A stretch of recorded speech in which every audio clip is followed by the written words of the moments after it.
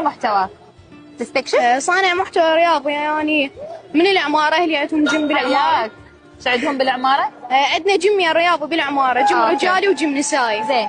فمن خلال تذمر المشتركين من 2020 شهر الواحد يوم واحد احنا فتحنا، فالمشتركين والكلاينت مالتنا كانوا يتذمرون انه كابتن وزننا ما قاعد ينزل، نزول الوزن صعب. ومن انت تجي مثلا من تقعد تسولف وياه تلقى الغلط من عنده، لانه بالنظام الغذائي والكورس التدريبي هو صاير مدرب نفسه، بالغلط من عنده. حلوة الرزاق. فاني قررت انه مدرب نفسه. ايش قررت؟ قررت انه اغير جسمي من جسم لايف ستايل الى جسم يعني عنده دهون ومقاومه الانسولين.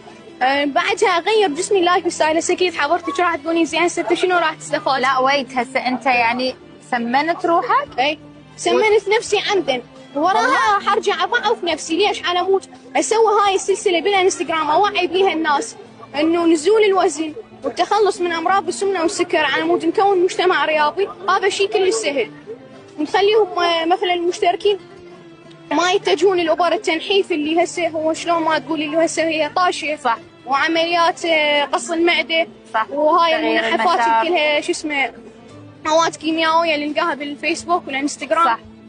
زين، هسه انت انا احساسي دا احكي رجال كبير، ما دا احكي وياك شاب او طفل. انت قد عمرك؟ 13.